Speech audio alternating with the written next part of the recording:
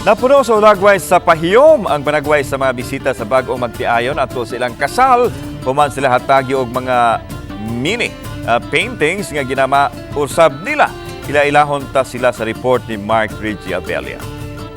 Literal na di na lang kutob sa drawing ang love story ni ining bagong minyo. Kay niadtong Enero 3 karong tuiga nahimong mas mabulokon ang ilang kasal pinaagi sa pagpanghatag og gagmayng paintings.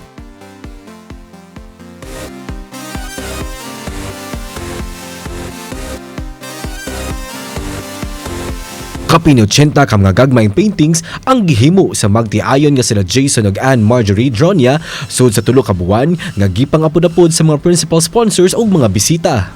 Nag-start yun mi ato sir is October. So 3 months ahead kay busy man pud min duha so maka-paint ra mi if available mi. Dugang sa iyang asawa nga gisuportahan niya ang yang bana ilabi na sa pagpaambit sa talento ni ini. Supportive naman sa sir sa iyang idea since para nako unique sad siya, dili sad siya kanang sama sa kanang uban mga nakitaan bitaw or kanang mga nahatag sad sa iyang pagka-artist nagamit gid ang kana nga idea sad. Nagkaila ang duha pinaagi sa social media human giad ni Jason si Marjorie og gibahaan og heart reactions ang matag post ug sa wa damha nga pinaagi sa flood heart reacts beluntad og unom ka tuig ang ilang relasyon. Matud pa nga daw gikolora na nila ang ilang daw drawing lang kaniadto aron matuman ang gipaabot nga #forever.